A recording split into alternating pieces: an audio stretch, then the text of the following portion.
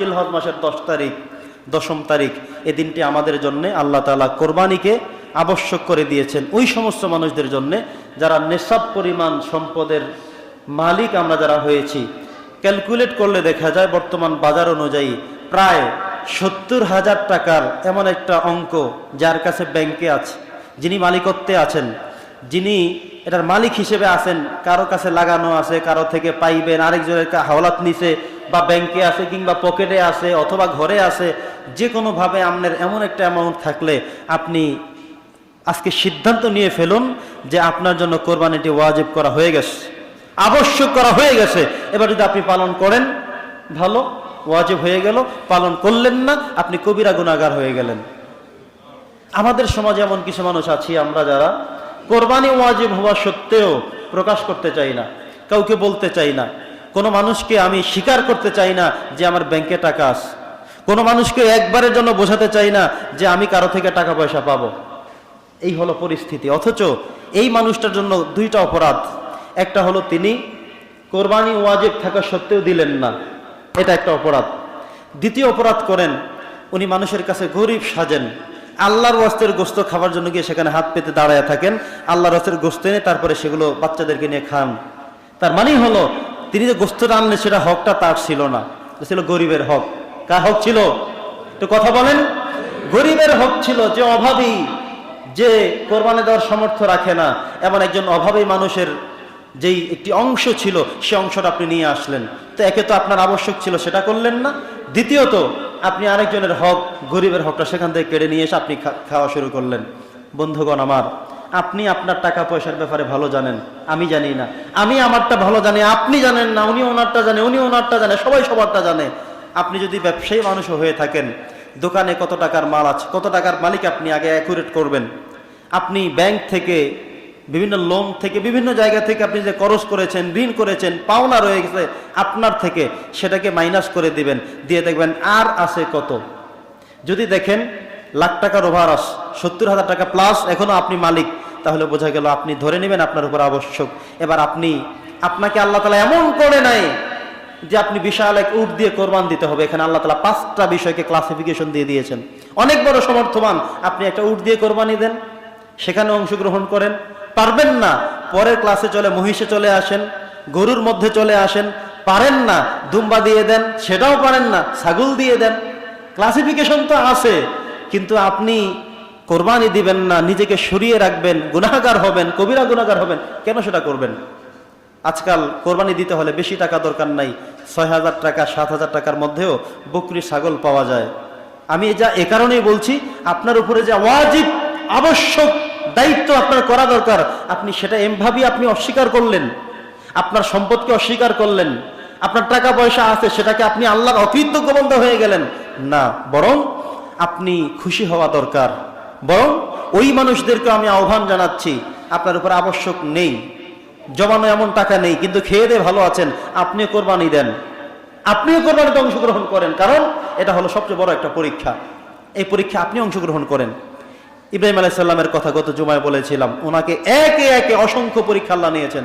আল্লাহর সিদ্ধান্ত ছিল, তোমাকে আমি মিল্লাতের জন্য বাবা বানিয়ে দেব, তুমি পিতা হয়ে যাবে মুসলিম জাহানের, এমনিতে তোমাকে আমি সেই ঘোষণা দেব না, তার আগে পরীক্ষা আছে। ওনার নিজের থেকে পরীক্ষা নিতে নিতে নিতে নিতে একটা সময় আল্লাহ তাআলা ঘোষণা দিয়েছেন, শেষমেশ মিল্লাতা আবিকুম ইব্রাহিম হুয়া সাম্মাকুমুল মুসলিমিন।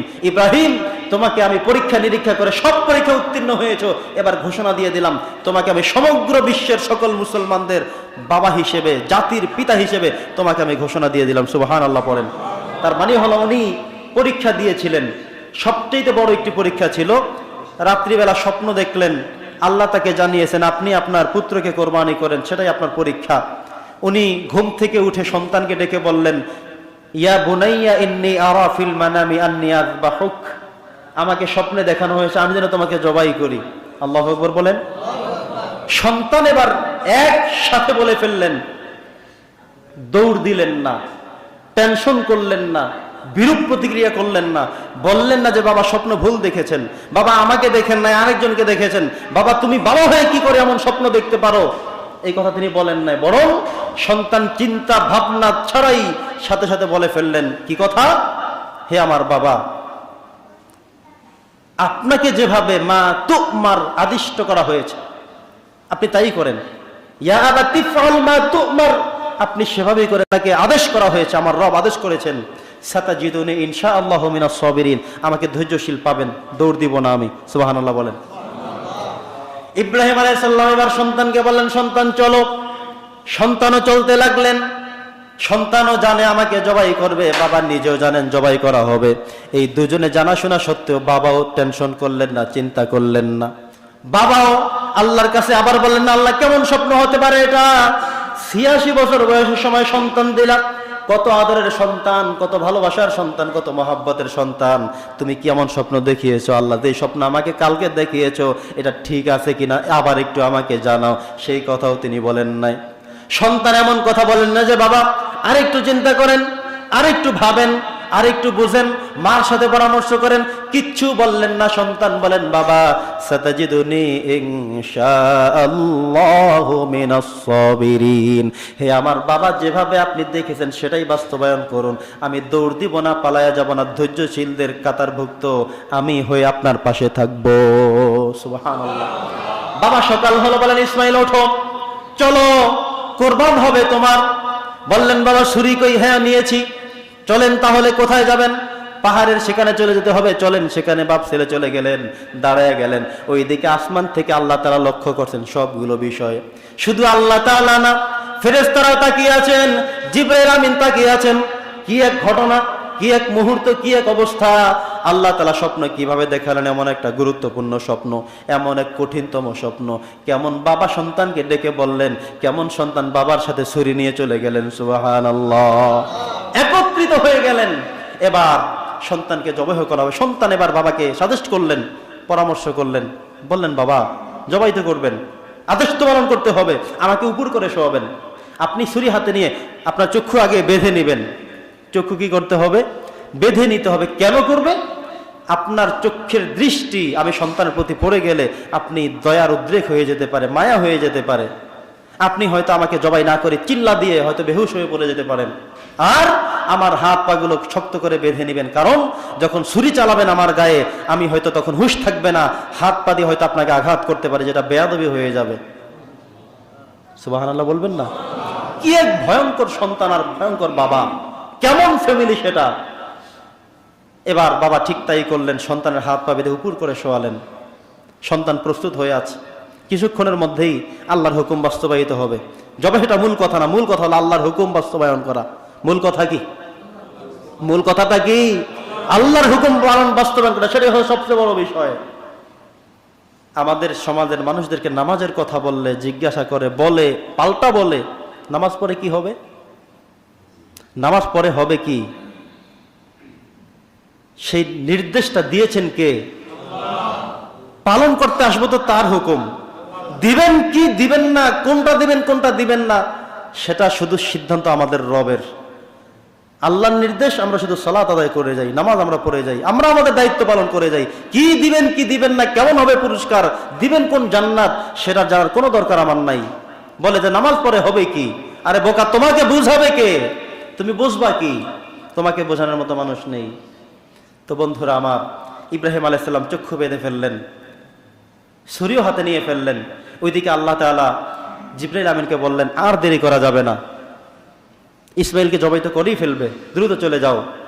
দুইটা রেওয়ায়েত পাওয়া যায়, একটা হলো একটা বকরি ছাগল পাঠানো হয়েছে, আর সবচেয়ে বড় রেওয়ায়েত আসছে একটি দুম্বা পাঠানো হয়েছে।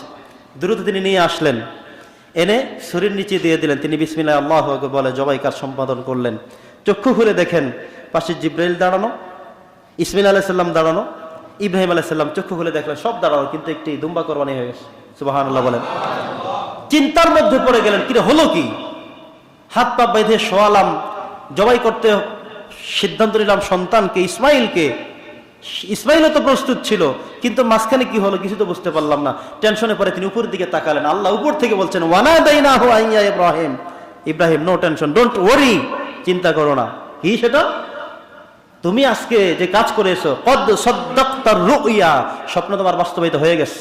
ইন্না কাযালিকা নাজিজিল মুহসিনিন, এভাবে আমি আমার মুহসিন বান্দাদেরকে পরীক্ষা করে উপরে উঠে আনি। সুবহানাল্লাহ। এরপর পরে ঘোষণা চলে আসছে, মিল্লাতা আবিকুম ইব্রাহিম হুয়া সাম্মাকুমুল মুসলিমিন। আল্লাহু আকবার বলেন। ইব্রাহিম, তোমার পরীক্ষা সব শেষ। তোমাকে পরীক্ষা করেছি, বৃদ্ধ বয়সে সন্তান দিয়েছি। নমরুদের আগুনের মধ্যে তুমি পড়েছো, তবুও ধৈর্য ধারণ করেছো তুমি। সেই সময় আমি আল্লাহ তাআলা তোমাকে ভুলে যাইনি। আগুনকে মেসেজ থ্রো করে বলেছিলাম, কুলনা ইয়া নার কুনি বারদান ওয়া সালামান আলা ইব্রাহিম। ইব্রাহিমের জন্য শুধু ঠান্ডা না, শান্তিদায়ক হয়ে যাবে। সেই দিন পরীক্ষা উত্তীর্ণ হয়েছিলে। তোমার স্ত্রী এবং সন্তানকে সেই মরুভূমির মধ্যে রেখে চলে আসছো। সাফা মারওয়ার মাঝে দৌড়াদৌড়ি করেছিল পানির জন্য। ইসমাইলের পায়ের আঘাতে জমজম কূপ তৈরি করে আমি দিয়েছি। সেই দিন তুমি তোমার স্ত্রী সন্তানকে রেখে আসছিলে। স্ত্রী জিজ্ঞাসা করেছিল, সিদ্ধান্তটা কি আপনার না আল্লাহর? বলছিলেন আল্লাহর সিদ্ধান্ত। এমন কঠিন এক বাস্তবতায় মরুভূমির মধ্যে রেখে তুমি আবার সেই কত শত কিলোমিটার পাড়িয়ে তুমি ফিলিস্তিনে চলে আসছো, মক্কাতুল মুকাররমার সেই মরুভূমির মধ্যে রেখে।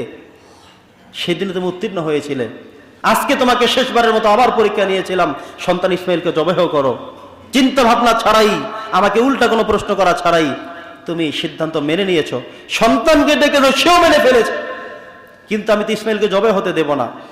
আমি তো তোমার কলিজাটা পরীক্ষা করেছি একটা ঘোষণা দেওয়ার জন্য, সেটা হলো মিল্লাতা আবিকুম ইব্রাহিম হুয়া সাম্মাকুমুল মুসলিমিন। আজকে সেই ঘোষণা তোমাকে দিয়ে দিলাম। বন্ধুগণ আমার, এখান থেকে আপনার শিক্ষা নিতে হবে। ইব্রাহিম আলাইহিস সালামকে আল্লাহ তাআলা সন্তান কোরবানি দেওয়ার সিদ্ধান্তটা ছিল না। হয়ে থাকলে কিয়ামত পর্যন্ত প্রত্যেকটি বাবা তার সন্তানকে জবাহ করতেন। যেটা আজকের এখানে এসে মানুষ হয়তো বা বলতো যে আল্লাহ এটা কেমন সিদ্ধান্ত দিলেন। তাহলে প্রত্যেক বছর বছর সন্তান জন্ম দিয়েও কোরবানি দিতে পারতাম না আমরা, ঠিক কিনা বলেন? এমনকি আমাদের সমাজে আছে প্রত্যেক বছর সন্তান হয়, এ সম্ভব? আল্লাহ তাআলা মূলত শিক্ষা দিতে চেয়েছিলেন যে কলিজাটা পরীক্ষা করবো ইব্রাহিমের। আর আল্লাহ বলছেন ওয়া তারাকনা আলাইহি ফিল আখিরিন, এটাকে আমি একেবারে কিয়ামত পর্যন্ত, আখিরাত পর্যন্ত, শেষ দিবস পর্যন্ত মুসলমানদের জন্য, মানুষের জন্য আমি এটাকে একটা শিক্ষা হিসেবে দিয়ে রাখলাম। নবী করিম সাল্লাল্লাহু আলাইহি সাল্লামের সময় সেটাকে আরো প্রফুল্ল করা হয়েছে, আরো বাস্তবায়িত করা হয়েছে, আরো ডেভেলপ করা হয়েছে, আরো এখানের সাথে সংযুক্ত করা হয়েছে। সেটা কি? যে আমাদের প্রত্যেককে কোরবানিতে অংশ নিতে হবে। দুঃখের বিষয়, কোরবানিতে অংশগ্রহণ করবে এমন স্বাবলম্বী, এমন মানুষরাও আজকে কোরবানি থেকে পিছিয়ে যাচ্ছে। কোরবানি যে আপনি দিতে পারতেছেন, আল্লাহ সেই পরিমাণ এবিলিটি আপনাকে দিয়েছে, এই জন্য কি কৃতজ্ঞতা প্রকাশ করার দরকার ছিল না? রবের শুকরিয়া আদায় করা দরকার ছিল না? সেটা কিসের মাধ্যমে? কোরবানির মাধ্যমে।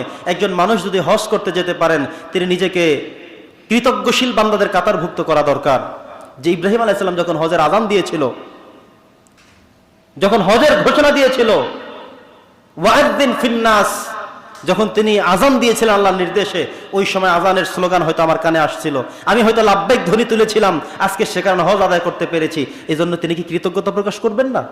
তিনি কি কথা বলবেন যে এতগুলো টাকা নষ্ট করলাম আমি? লতিফ সিদ্দিকীর মতো সেই কথা কি তিনি বলবেন? না, বরং তিনি একটা কথা বলবেন যে আমার আল্লাহ তাআলা আমাকে কবুল করেছেন, আসতে পেরেছি, কলিজা থেকে শুকরিয়া আদায় করতে হবে কার? জোরে বলতে হবে কার? আজকে যারা কোরবানির উপযুক্ত হয়ে গিয়েছেন তাদেরকে উদ্দেশ্য করে বলছি, হেলায় জ্বালায় কোরবানিকে ছেড়ে দিবেন না। আপনি কোরবানি আবশ্যক হওয়া সত্ত্বেও একেবারে খুব নর্মাল ভাবে আছেন, খুব ভালো অবস্থানে নেই, কিন্তু কোরবানি আবশ্যক। আপনি ছোটখাটো একটা বকরি হলেও আপনি কোরবানির ময়দানে নিয়ে যান, কোরবানির পরীক্ষা অংশগ্রহণ করুন। আপনি তো আপনার সন্তানকে নিয়ে কোরবানি দিচ্ছেন না, আর যেই পশু আপনি কোরবানি দিবেন সেটা তো মাঠে রেখে চলে আসতেছেন না, সেখান থেকে একটা অংশ গোস্ত খাবার নির্দেশও তো আল্লাহ তাআলা দিয়ে রেখেছেন। অতএব টেনশন কেন, ভয় কেন, কেন পিছু হটবো আমরা? কোরবানির আত্মত্যাগের মহান পরীক্ষায় হযরত ইব্রাহিম আলাইহিস সালাম যেভাবে অংশ নিয়েছিলেন, আমরাও যেন সেভাবে অংশ নিতে পারি। আল্লাহ তুমি তৌফিক দান করো, আল্লাহ তুমি কবুল করো, বলছি আল্লাহুম্মা আমিন।